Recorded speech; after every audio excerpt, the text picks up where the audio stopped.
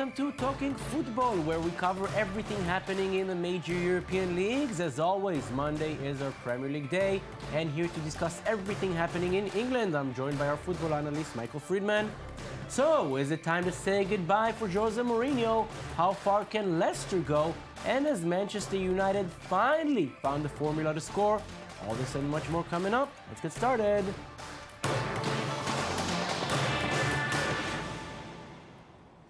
We begin with leaders Manchester City, who lost 2 points where you would least expect them to do it. Aston Villa are ranked last in the Premier League, and they had only 4 points prior to this match, but they kept a clean sheet. Manchester City returned home only with a point, and manager Manuel Pellegrini knows his team should have done better.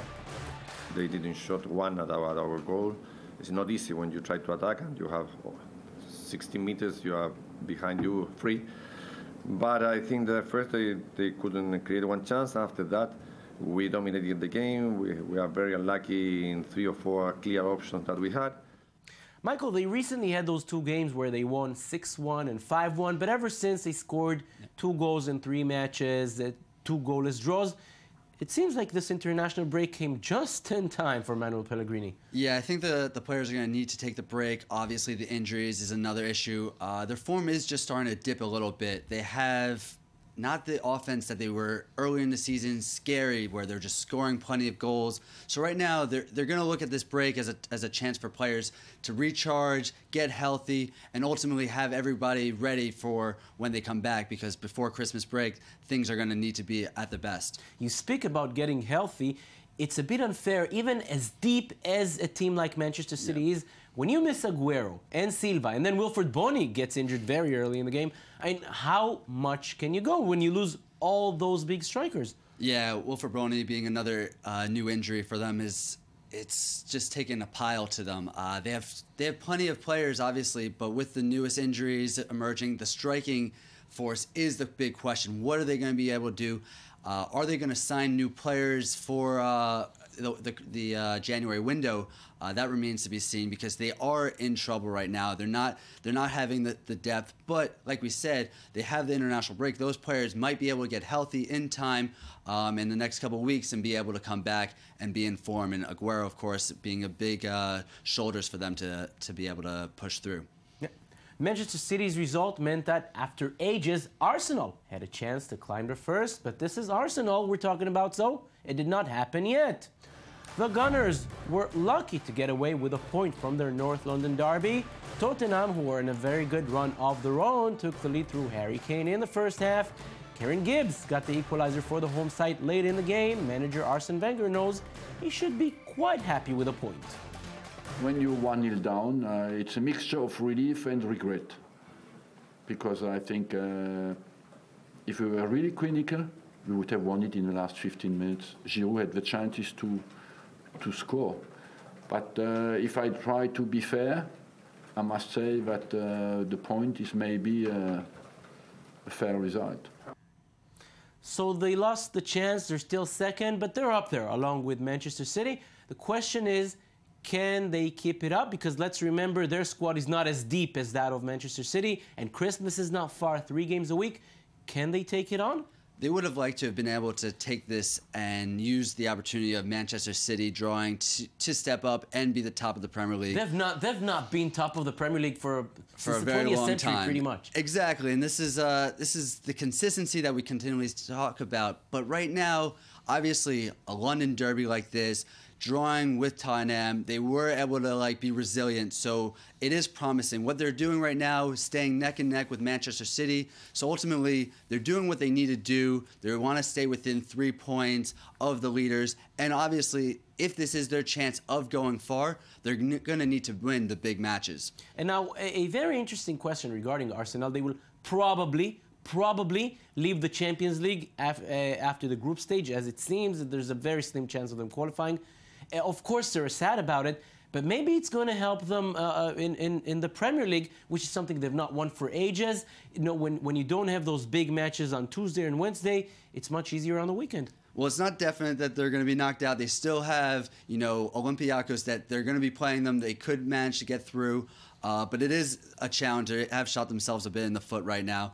but it could be a blessing in disguise. Right now, you see a team that is performing phenomenally in the Premier League and not so much in the Champions League. So without all the distractions of the Champions League, they'll be able to really put everything forward. We saw that last year with Chelsea when they got knocked out against PSG. They were able to focus, play at their best in the Premier League, and go farther and win it all. So this could be a blessing for them. And another question about Arsenal, and we heard Arsene Wenger speak last week. He said that the injuries are a problem, and there's a break now, that's true, but Alexis Sanchez is going to play for Chile. Giroud is going to play for France. Other players are going to play. As far as Arsene Wenger is concerned, he would have loved to keep all those players in England. Yeah, the last thing he wants to see is any player going away and getting injured. The international break shows time and time again, you have these big stars getting hurt. It's a scary thing for a manager to see, and it's the worst thing for them because they don't want to lose their players when they're at their best form.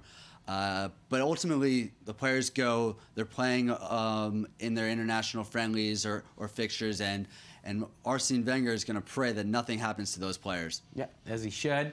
And while the two leaders both gave away points, the team in third place said thank you and closed the gap to just a point. That team is not one you would expect to see here, but Leicester prove again and again this season that you can succeed even if you do not have a Russian billionaire or oil money behind you. All you need is a prolific goal scorer and a veteran manager. Michael Friedman with a story. This season's breakout team in the Premier League has been Leicester City, who's managed to win 7 of their first 12 matches. The team was promoted last year to the top division, and after finishing 14th last season, the club brought in manager Claudio Ranieri to shake things up. With stellar goal scorers including Riyad Mahrez and Jamie Vardy, the team have been explosive, already netting 25 goals. With both players on fire, the manager knew either of his two strikers would score the winning penalty against Watford. We have the two strikers who can shoot a penalty, or Riyad on Jamie, and they choose who feel good, he can shoot a goal. And Riyad said to him, now there is this record, this is good, to try to continue. Jamie Vardy has now scored in 9 straight Premier League matches and only stands behind Ruud van Nistelrooy with 10 consecutive league goals. Watford's manager acknowledged what a threat Vardy is every time he steps onto the pitch. It's very difficult because he he connects a lot with the fans in the stand. He's connecting other players in the pitch. The energy of this player is very positive, always pressing, always running, always trying to get the back of the defensive line. It's difficult to stop, but I think we are in the match inside of this match with Vardy. It's impossible to stop more than we stop it. The club currently sits 3rd in the league, and with the international break, they will play their next match on November 21st away at Newcastle. Leicester will hope to continue their phenomenal run and fight along the best in the Premier League. Michael, I love these stories. They remind me of Southampton last season. As far as I'm concerned, Leicester can win the championship. Do I stand a chance, or I have no idea what I'm talking about? I'm sorry, you have no idea what you're talking about. There's just no chance for them. It's unfortunate. No, let me dream. Come on. Listen, in a few months later, and if I look wrong and Leicester wins it all, then you can look back on this moment, but there's no chance. It's like Southampton last year. They looked very good, but then their performance, they dipped and lost it. But this is what's so special about the Premier League. They have so many opportunities for smaller clubs to do well. They have nothing in terms of money compared to the big clubs like Manchester United or Chelsea or City. But what they're performing with, these players are stepping up. It's so exciting to watch and see. And as a fan, you want to see them go far and win, but ultimately they're going to drop out of the top 4. And Jamie Vardy, what his 12 goals, that's like the entire Manchester United. It's scary what this player is doing. Where did he come from? What happened to someone, to be able to score 12 goals this far? He's en route to breaking records, already looking to Van Nistelrooy's record of 10 consecutive goals. So he's exciting to watch. And Roy Hodgins, he recognized what a special player he is. Going to bring him in for the England fixtures this weekend. So maybe he'll score some more and prove to be the next Wayne Rooney. No, beautiful story, this one about Leicester. And if we mention Manchester United, after 2 goalless draws, they were finally able to score. And what do you know, even more than once. The Red Devils beat West Bromwich 2-0, both goals coming after the break. Lingard found the net early in the second half. While there was one more from the spot in stoppage time, manager Louis van Gaal believes they finally found a way to play against teams who come to play a defensive game against them. We have to attack better against these defensive organizations, but it's the most difficult way you can play as a team. But it is good that we have won, because then the next manager shall not choose so easily again for this strategy, because we have won. And we have also won against CSKA Moscow, and they had the same strategy. Michael, their games may be boring, slow. Van Gaal is not an interesting figure as Mourinho or Wenger. And yet, you know what? They're up there. They're 2 points away from the top spot, so they're not too bad. Doesn't matter how they're doing it. They're doing what they need to do to stay. I agree. Doesn't matter how they do it, they do it. It's boring. It's not pretty or exciting, but they're getting the results they need. They're staying competitive. You know, Van Gaal, he's taken a team that has the potential of being a strong side and going far. Will they be able to compete with Manchester City or Arsenal? Remains to be unseen, but what they're doing right now is taking the points that they need to get and keeping things interesting with the top of the Premier League. But as we see them now, with those troubles up front, can they be able to go far throughout the season? Will we see them there again in March, April, May? It's the attacking mentality that is to be the issue right now. You know, Wayne Rooney isn't scoring like he's supposed to be scoring. Everywhere around, it's not intact. Even, defensively, it doesn't look to be the strong defensive team that they'd hoped for.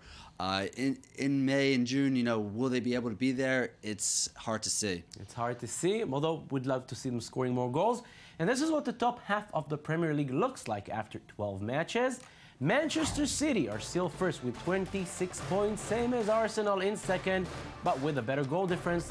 Leicester, that we spoke about, are third with 25 points, one more than Manchester United in fourth, followed by Tottenham and West Ham, both with 21 points.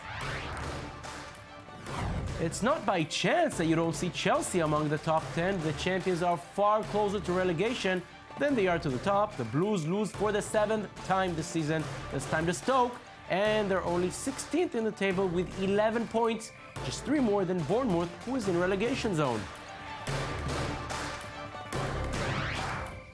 Michael, the Chelsea fan, It's painful. It is, and yes, you told me that right after the game, but I have to ask you this. Mourinho was not at the game. He was banned from the stadium, and I heard him speak before the match, and he said, all the responsibility is on me. Even if I'm not there, I'm the one responsible. If you're the one responsible and you lost 7 out of 12 matches, what has to happen for you to go? Well, he's right to put the responsibility and the blame on his shoulders. It's what the manager, he's the first person to shoot at. What does it take for him to get sacked remains to be a big joke, because this is a coach that is not known to lose at all. And with Chelsea and Abramovich, he's really testing all the patience for him. I think that right now it seems that he's safe. With the team performing a bit better, they are looking to be on track to do better, but they're not getting the results that their performance are showing. And one very interesting statistic, Jose Mourinho has never lost more than 6 league matches in a season. He has now lost 7 when not even a third of the season has gone by, and yet the fans love him. You do too. Worship him. Worship him. We heard that in the Champions League game. They were chanting his name all along. I remember when he was sacked the other time, when Avram Grant came instead of him, it was the same thing. How does he work that magic? He's the special one. That I don't? He's the special one. There's fans placing banners across. They're singing for him. When they score, when they don't score, when they win, they lose. No matter what, the fans are behind him 100%. I guess the only thing that he could do to make a fan, not support him is to curse at them and scream at them. But at the end of the day, he praised them after the Champions League match. There's pure praise for him and the Chelsea team, and for him, it's he's setting new lows each game that they lose. But the team is surrounding him, supporting him. The players are continuing to say that we back the manager. And there's really no better option at this point. You know, if you sack Mourinho, it doesn't magically make the thing go away and make their troubles disappear. They still have a lot of fixing to do, a lot of issues that, you know, need to be resolved. But they have great players. They have a team that are going to do everything possible to work their magic. And, you know, when the Premier League is out of question, the Champions League can still be a chance for them to go further and do well. So we'll surely follow them. As for the moment, Jose Mourinho is still the manager. Michael Friedman, thank you very much.